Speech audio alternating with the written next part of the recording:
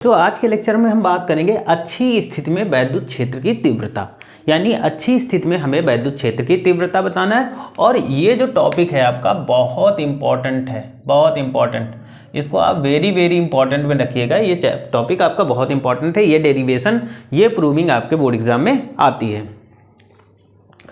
तो अच्छी स्थिति में वैद्युत क्षेत्र की तीव्रता ज्ञात करने के लिए सबसे पहले हम ले लेते हैं, क्या लेंगे कि माना कि एक वैद्युत द्विध्रुव AB है।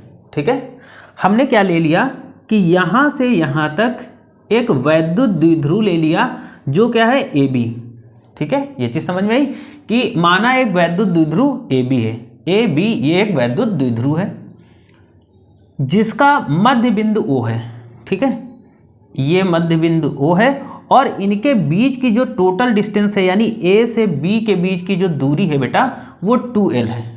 ठीक, अगर मध्य बिंदु O है तो सीधी सी बात है कि ये हाफ हाफ हो जाएगी, आधी आधी दूरी हो जाएगी। ये चीज़ आपको पता है। अब O से R दूरी पर एक P बिंदु स्थित है।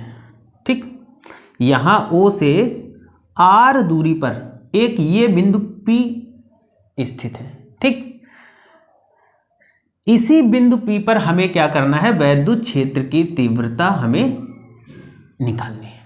ठीक है, समझ गए कि हम एक वैद्युत द्विध्रुव क्या ले लेंगे, AB ले लेंगे, उनके बीच की दूरी 2L होगी। अगर इसका मध्य बिंदु हम O लेंगे तो ये दूरी आधी आधी होगी। O से कुछ दूर पर है ना, O से R दूरी पर एक बिंदु P है जिस पर हमें वैद्युत क्षेत्र की तीव्रता निकालनी है। ये चीज समझ में आया। ठीक, अब देखो प्लस Q आवेश से P की दूरी, इस प्लस Q आवेश से P की दूरी कितनी हो जाएगी, R माइनस L। ठीक, और माइनस Q से P की दूरी R प्लस L हो जाएगी। ये चीज समझ में आ गई। ठीक, अब प्लस Q आवेश के कारण बिंदु P पर वैद्युत क्षेत्र की तीव्रता, तो E1 बराबर 1/4 pi epsilon not Q upon R minus L का होल स्क्वायर। ओके, वैसे ही माइनस Q आवेश के कारण बिंदु P पर वैद्युत क्षेत्र की तीव्रता E2 बराबर 1/4 पाई एप्सिलॉन नॉट और Q अपॉन क्या हो जाएगा, R प्लस L का होल स्क्वायर। ये दो इक्वेशन हो गई। ठीक, यहाँ तक समझ में आया। अब हमें क्या करना है, कुल परिणामी वैद्युत क्षेत्र की तीव्रता निकालना है। तो परिणामी वैद्युत क्षेत्र की तीव्रता E बराबर E1 माइनस E2। ठीक, E1 की जगह हम E1 की वैल्यू यानी E equal to 1/4 pi epsilon not Q upon R minus L का होल स्क्वायर और माइनस 1/4 पाई एप्सिलॉन नॉट ये E2 की वैल्यू है Q अपॉन में R प्लस L का होल स्क्वायर वैल्यू रख दी। अब बेटा देखो यहाँ पर 1/4 पाई एप्सिलॉन नॉट ये और 1/4 पाई एप्सिलॉन नॉट ये और ये Q और ये Q, हम क्या करेंगे, इसको कॉमन ले लेंगे। तो जब कॉमन ले लेंगे तो यहाँ पर ब्रैकेट के अंदर क्या बचा बेटा, 1/R माइनस L का whole square minus 1/R plus L का होल स्क्वायर। अगर हम इसका क्रॉस मल्टीप्लाई करेंगे तो R प्लस L का होल स्क्वायर, माइनस लगा है इसलिए हम इसको ब्रैकेट के अंदर लिखेंगे R माइनस L का होल स्क्वायर, नीचे दोनों का स्क्वायर कर देंगे। ठीक, यहाँ तक समझ में आया। तो अब हम क्या करेंगे, यहाँ देखो A प्लस बी का होल स्क्वायर, यहाँ A माइनस बी का होल स्क्वायर फॉर्मूला आपका ओपन होगा। तो जब हम इसको E equal to 1/4 pi epsilon not बाहर ले लेंगे, यहाँ फॉर्मूला ओपन करेंगे A प्लस बी का होल स्क्वायर, तो A square B square plus 2RL यानी R square plus L square plus 2RL, यही तो होगा। माइनस लगा है तो हम ब्रैकेट के अंदर इस फॉर्मूले को ओपन करेंगे। A square A minus B का होल स्क्वायर है तो यहाँ पर R square plus L square minus 2RL। ठीक, नीचे क्या हो जाएगा, नीचे हो जाएगा R square minus L square का होल स्क्वायर।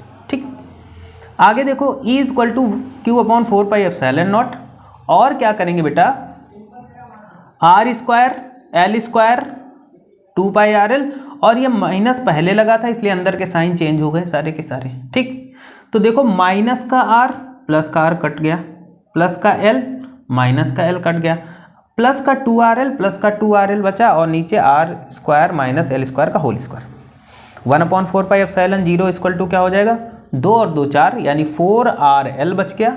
ठीक, और इधर क्या होगा, R square minus L square का होल स्क्वायर। ठीक, अगर L बहुत ज़्यादा छोटा है R से ठीक है, आर बहुत ज़्यादा बड़ा है, एल बिल्कुल छोटा है, मतलब 0 के बराबर है। तो एल को अगर हम 0 लेंगे तो E is equal to Q/4πε0 4RL upon में, अब एल को 0 ले लेंगे तो एल का तो कोई लेने नहीं, तो आर स्क्वायर का होल स्क्वायर। यहाँ पर इस आर से ये एक पावर कैंसिलेट हो जाएगी। ठीक, तो देखो बेटा यहाँ पर E बराबर Q/4πε0 और यहाँ पर क्या हो जाएगा 4L अपॉन आर की पावर 3। ठीक, अब देखो इस वाले Q को हम इधर ले जाएंगे तो इसको हम तोड़ सकते हैं कुछ इस तरीके से 2 और ब्रैकेट में दूसरा हम क्या लिख सकते हैं 2 × 2 QL, ऐसे इसको तोड़ के लिख सकते हैं। भाई बात हुई 4QL हो जाएगा क्योंकि Q को हम इधर ले आए, तो इसको हम तोड़ के, तो ये जो वैल्यू होती है वो होती है P के इक्वल होता है। तो जहां पर 2QL है वहां पर हम P रख देंगे, तो E = 1/4πε0 × 2P अपॉन R³ और ये हमें वैद्युत क्षेत्र की तीव्रता पता चल गई। ठीक, इसी डेरिवेशन को हमें करना था। ठीक है, तो आई होप सभी को बहुत अच्छे से समझ में आया होगा, और अगर समझ में आया तो आप चैनल को लाइक करिए, वीडियो को लाइक करिए, चैनल को सब्सक्राइब करिए, और किसी भी प्रकार का अगर कोई दिक्कत है तो कमेंट करके ज़रूर बताइए।